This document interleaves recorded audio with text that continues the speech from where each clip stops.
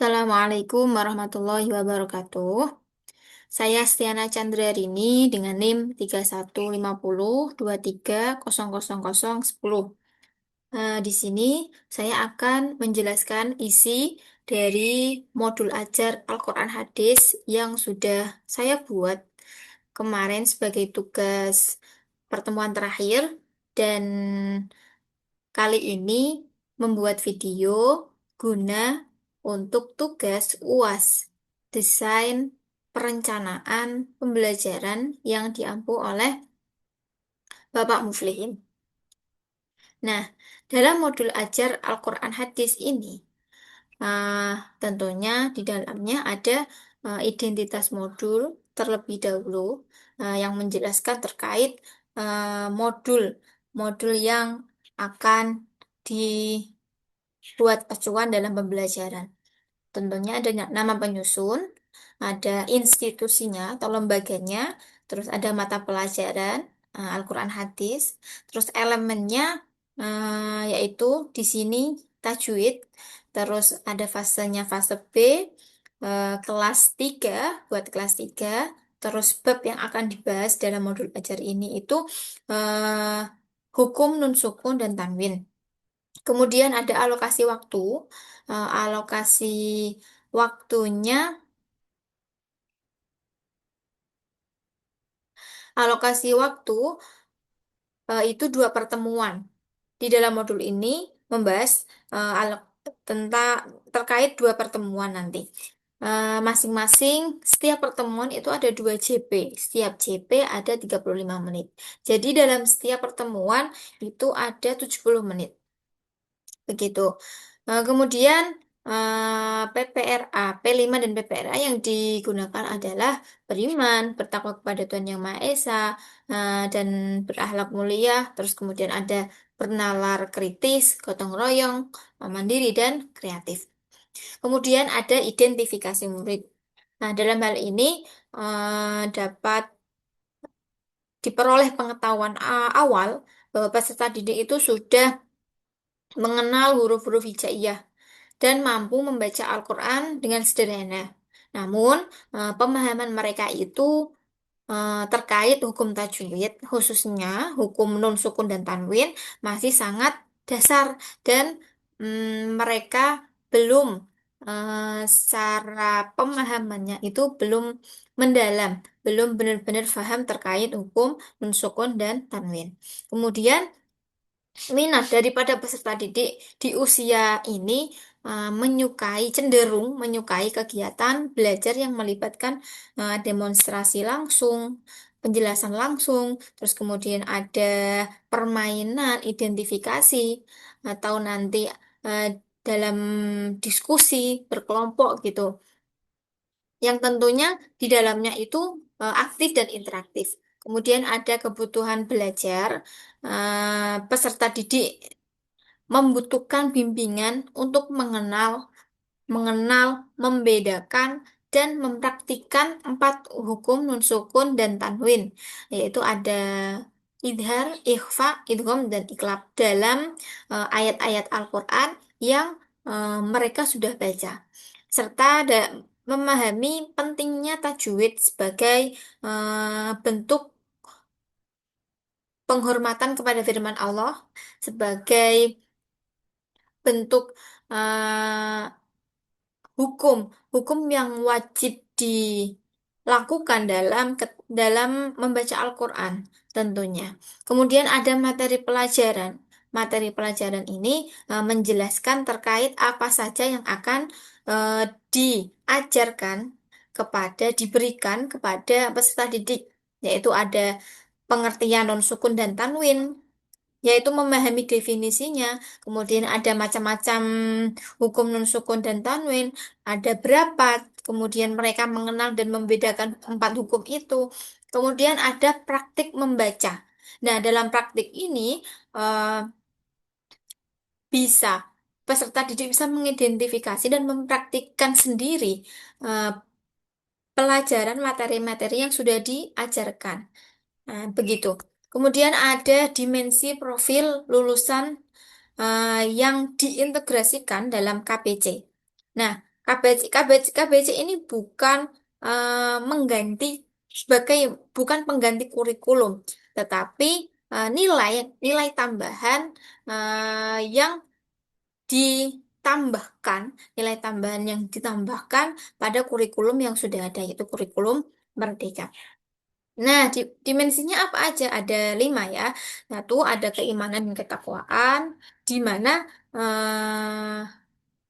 dimensi itu dapat diwujudkan melalui cinta kepada Allah dengan mempelajari tajwid ini sebagai bentuk adab dan penghormatan terhadap firman-Nya. Nah, dari sini bisa diyakini bahwa membaca Al-Quran itu benar-benar ibadah yang bernilai tinggi. Kemudian yang kedua ada penalaran kritis. Nah, dimensi ini dapat diwujudkan melalui hubun nafas, yaitu cinta diri, hubun nafas, cinta diri. Saat peserta didik mengidentifikasi dan membedakan jenis-jenis hukum bacaannya berdasarkan huruf yang ditemui, itu melatih kemampuan analisis pada dirinya sendiri. Kemudian ada kolaborasi di mana diwujudkan melalui hubun nas. Nah, cinta sesama, di mana saat peserta didik berdiskusi, berkelompok, itu merupakan suatu hal yang mereka akan saling membantu eh, dalam memahami materi. Kemudian ada kemandirian, di mana dimensi ini diwujudkan melalui hubun nafas, cinta diri, mendorong peserta didik untuk berlatih membaca tajwid secara mandiri, bertanggung jawab atas kualitas bacaan Al-Quran mereka sendiri. Terus kemudian ada komunikasi, diwujudkan melalui hubun nas, ya, cinta sesama. Saat peserta didik itu mempresentasikan hasil diskusinya secara kelompok, itu bisa benar-benar mendemonstrasikan bacaan yang benar kepada teman-temannya. Kemudian ada desain pembelajaran yang berpusat pada KBC dan pembelajaran mendalam atau deep learning. Nah, CP, CP dalam fase B-nya itu eh, ada elemennya itu tentu ilmu tajwid. Kemudian ada CP, CP-nya ini dari Kemenak ya.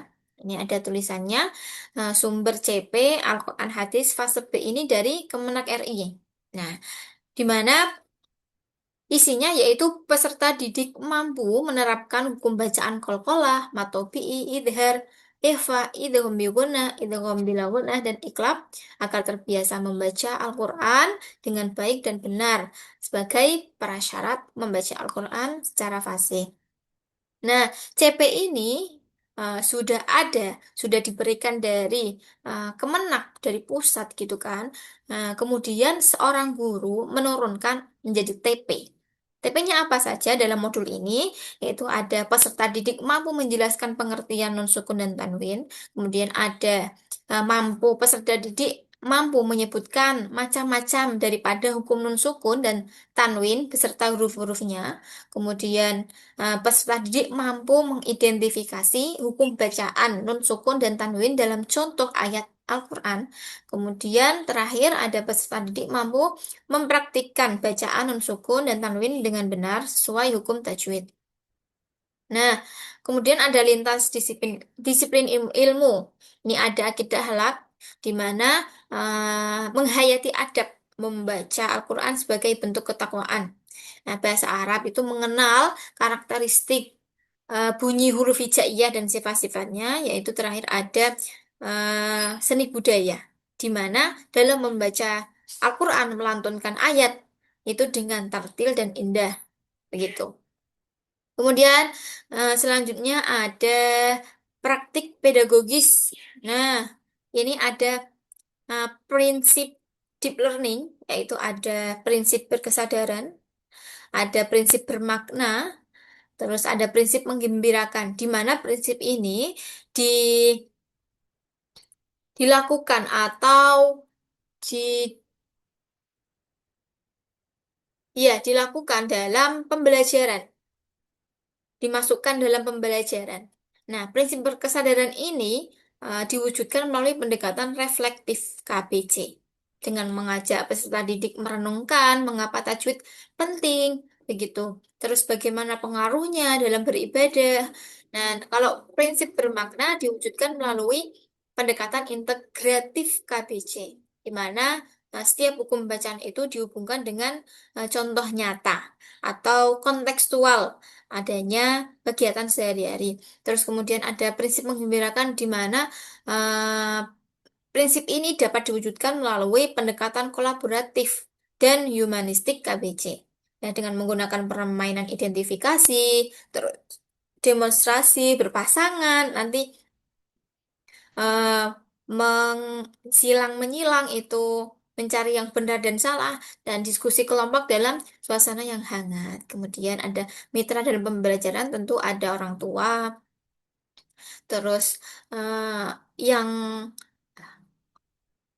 menyimak dan memberikan apresiasi terhadap kemampuan anak ya dalam mempraktikkan tajwid saat membaca Al-Quran di rumah. Tentunya harus didukung oleh orang tua ketika anak sudah diberi materi, sudah dididik dalam pendidikan di sekolah sebaik mungkin tanpa adanya dukungan dari orang tua, itu tidak akan mungkin anak itu bisa secara otomatis melakukan terus-menerus sehingga menjadi kebiasaan mereka sendiri. Begitu, Cid. Kemudian ada lingkungan pembelajaran, lingkungan fisik dan sosioemosional. Kelas dirancang untuk mencerminkan prinsip 9K dalam KPC. Itu apa? Kekeluargaan dan kebersamaan, di mana posisi duduk itu diatur berkelompok untuk mendorong interaksi yang hangat dan kolaboratif. Kemudian ada keterbukaan, di mana nanti peserta didik itu diberi kesempatan untuk bertanya, menanyakan, untuk berpendapat tanpa takut salah, begitu. Kemudian ada kasih sayang. Nah, pendidik itu memberikan umpan balik yang positif dan membangun, memfasilitasi sebagai fasilitator ya untuk saling menyimak, mengoreksi antar peserta didik dengan baik dan dengan santun tentunya. Kemudian pemanfaatan digital atau AI. Nah, menggunakan rekaman audio atau video korik ternama. Nah, dalam modul ajar ini, pembelajarannya nanti bisa menggunakan audio didengarkan kepada peserta didik atau audio atau video visual atau video ya, video visual audio yang akan diberikan untuk sebagai contoh, oh ternyata bacaan yang benar seperti ini, begitu. Nah, di mana manfaat dan memanfaatkan PowerPoint juga, di mana itu bisa mengalihkan mengalihkan fokus fokus siswa yang awalnya monoton dengan penjelasan guru saja, dengan adanya buku LKS saja, nanti bisa diberikan PowerPoint eh, untuk menjadikan fokus mereka menjadi fokus lagi, begitu. Kemudian ada pengalaman belajar. Nah, ini masuk pada rincian pertemuan. Ada dua pertemuan dalam modul ajar ini. Pertemuan pertama mengenal hukum bacaan cinta kepada Allah. Nah, dalam pertemuan ini fokus pada pengertian sukun atau tanwin, idhar dan ikhfa. Untuk idgham dan iklab itu pada pertemuan kedua.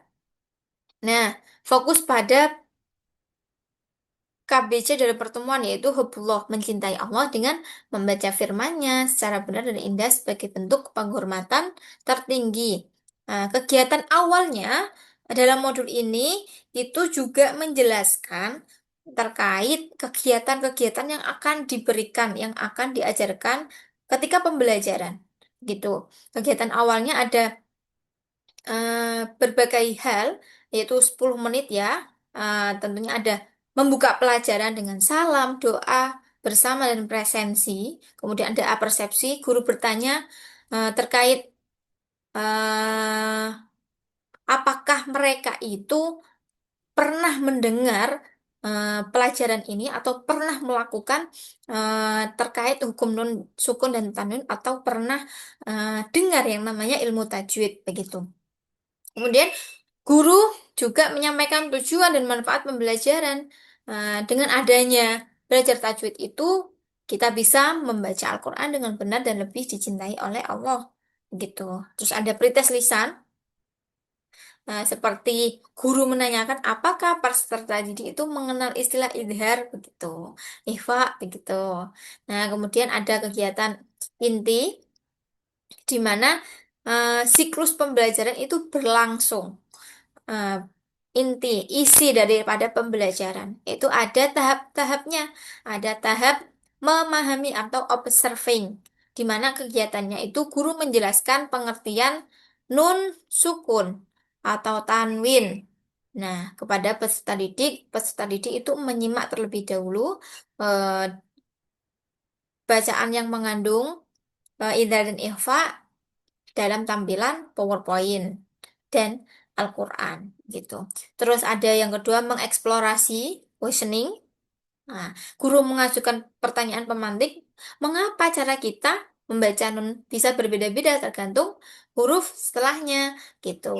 Itu pertanyaan pemantik agar mereka lebih fokus dan lebih tertarik untuk tahu apa itu hukum non sukun dan tanwin apa itu. Kenapa bisa begitu, begitu. Nah, guru memberikan kesempatan mereka untuk mengajukan pertanyaan yang berkaitan dengan materi tersebut. Terus kemudian ada mengaplikasi, peserta didik mencoba mengidentifikasi jenis-jenis hukumnya dari beberapa contoh ayat yang ditampilkan dalam PowerPoint. Terus ada permainan tunjuk hukum, ya, di mana ini nanti yang kanan ada bacaan ayatnya, terus ada hukum-hukumnya, nanti mereka eh, tunjuk hukum, ini hukum bacaan apa yang benar, begitu. Terus kemudian ada berkolaborasi, peserta didik itu berdiskusi dengan temannya minimal 3 anak lah ya, setiap kelompok 3 anak, gitu, untuk mencari contoh hukum idhar dan ikhfa dalam Al-Quran. Dan ini akan dicatat oleh guru dalam dalam lembar kerja peserta didik 1. Kemudian ada mengomunikasikan, perwakilan kelompok mempresentasikan hasil diskusi yang dilakukan tadi, membacakan contoh yang ditemukan, terus kelompok lain menyimak dan memberikan tanggapan. Jika benar, maka diapresiasi dengan memberikan tepuk tangan. Terus jika memang kurang betul, belum betul, nanti bisa diberi tanggapan dan bisa dibenahi bersama. Kemudian ada refleksi dan konfirmasi, guru menanamkan pentingnya membaca Al-Quran. Nah, menekankan bahwa ilmu tajwid ini penting dalam membaca Al-Quran. Dalam membaca Al-Quran itu wajib sekali menerapkan adanya ilmu tajwid, begitu. Sebagai salah satu cara kita untuk menunjukkan rasa cinta dan hormat kepada firman Allah tentunya. Kemudian ada kegiatan penutup, yaitu 10 menit, ada 10 menit, di mana guru memandu refleksi pembelajaran bersama peserta didik, ada menyimpulkan bahwa non sukun dan tanun itu merupakan hukum bacaan. 4 hukum bacaan ada berapa nanti dijelaskan di situ. Kemudian ada refleksi KBC. Nah, guru bertanya, bagaimana perasaan kalian setelah tahu ada aturan cinta Allah dalam membaca kitabnya, apa yang ingin. Nah, di sini refleksi ini guru bertanya kepada peserta didik agar peserta didik itu merasakan, menyimpulkan apa yang dirasakan setelah pembelajaran. Kemudian komitmen aksi cinta mengajak peserta didik untuk berlatih membaca suatu ayat dengan tajwid yang benar setiap hari di rumah. Diberikan komitmen kalau di rumah itu harus membaca sesuai dengan apa yang sudah dipelajari.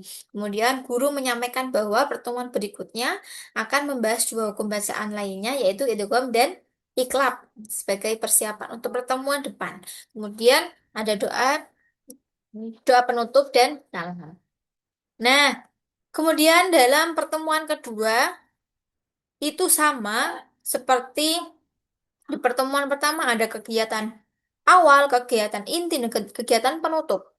Nah, dalam pertemuan kedua ini eh, melengkapi hukum bacaan cintanya kepada Allah.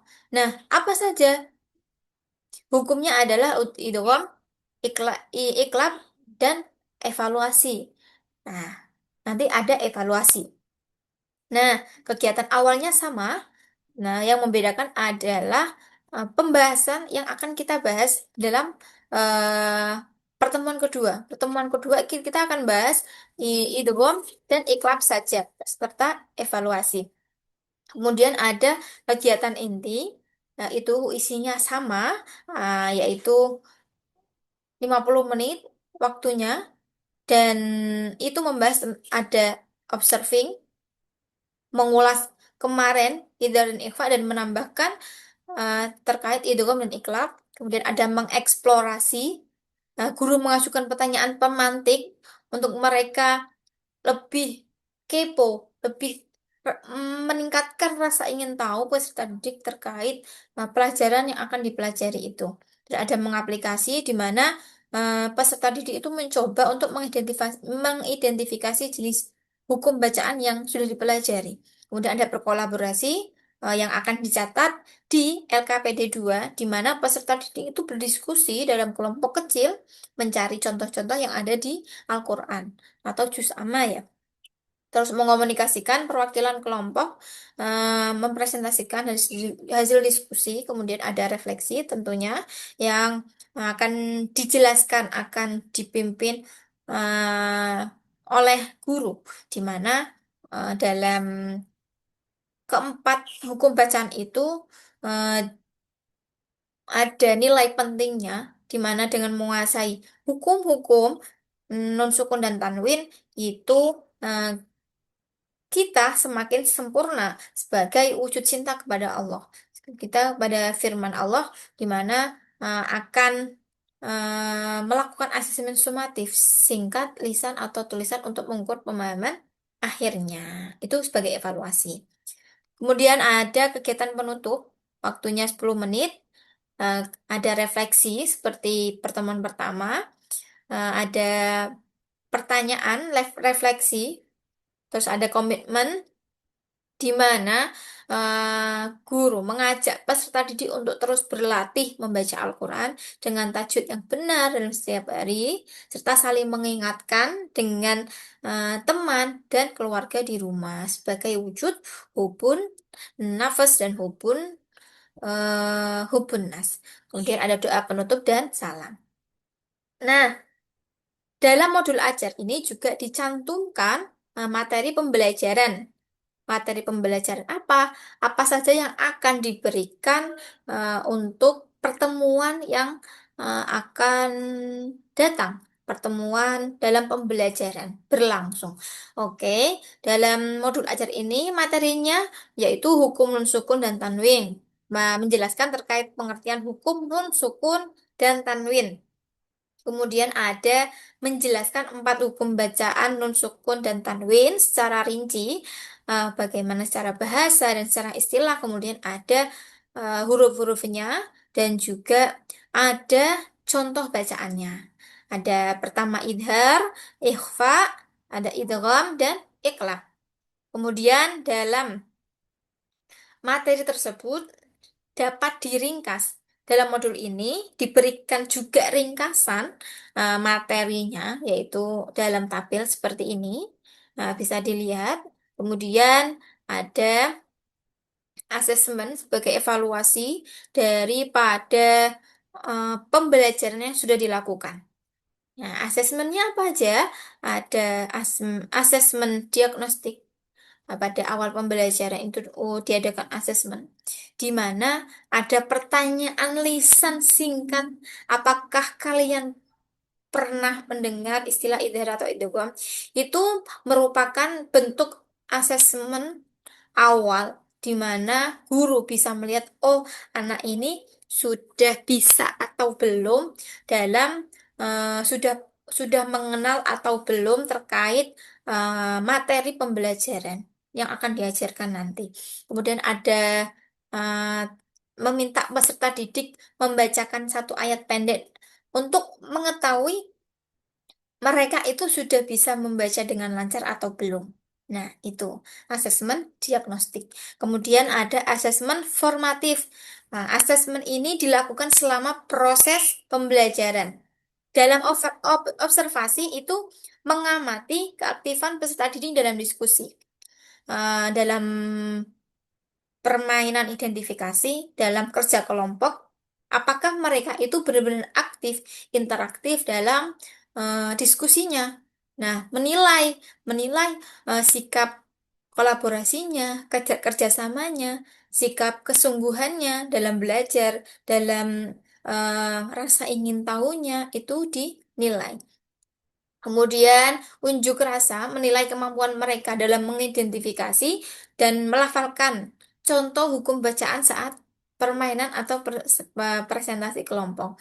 Hasil tanya jawab, mengajukan pertanyaan lisan untuk mengecek pemahaman konsep selama penjelasan materi. Ya, ada asesmen sumatif dilakukan akhir pembelajaran ya. Ada tes tulis, pilihan ganda, dan uraian tentang hukum, sukun, dan tanwin. Kemudian ada tes lisan atau keterampilan, di mana nanti peserta didik diminta untuk mengidentifikasi hukum bacaan dalam ayat diberikan dan mempraktikkan bacaan secara benar. Nah, bisa dilakukan satu persatu, maju kepada guru untuk tes lisan dan tes keterampilan itu. Kemudian ada penilaian sikap, keaktifan, kerjasama, dan kesungguhan dalam belajar. Ada juga rubrik penilaian keterampilan ya, seperti ini. Ada aspeknya, ada ketepatan menentukan hukum, di mana ada sangat baik, baik, cukup, dan perlu bimbingan. Di mana sangat baik itu ketika peserta didik bisa mengidentifikasi semua hukum dengan tepat tanpa bantuan. Terus dikatakan baik ketika peserta didik itu bisa mengidentifikasi sebagian besar hukum dengan tepat. Terus yang ketiga itu cukup dikatakan cukup ketika peserta didik itu bisa mengidentifikasi beberapa hukum dengan bantuan. Nah, dengan bantuan itu cukup. Terus perlu bimbingan, belum mampu mengidentifikasi hukum bacaan. Kemudian ada Mbak Maya. Mungkin lagi ini tau, eh, udah nilai. ini.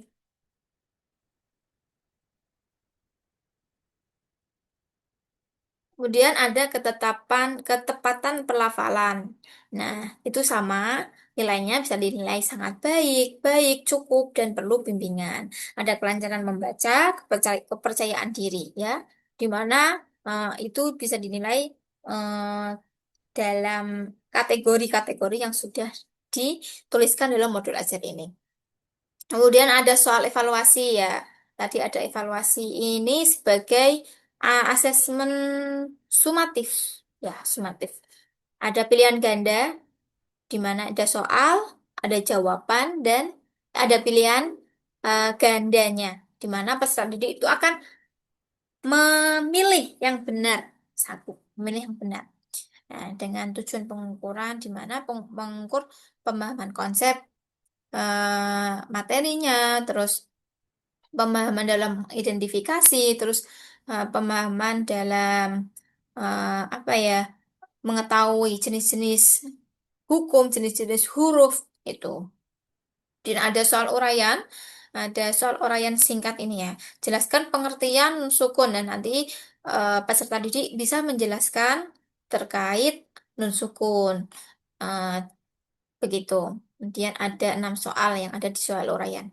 Kemudian ada pengayaan dan remedial, di mana ketika dalam mengerjakan soal-soal tadi, soal pilihan ganda dan soal uraian, peserta didik itu ketika sudah dikatakan bisa dan lulus sesuai KKM gitu kan, misalnya tidak nilainya bisa sampai KKM, akan ada pengayaan.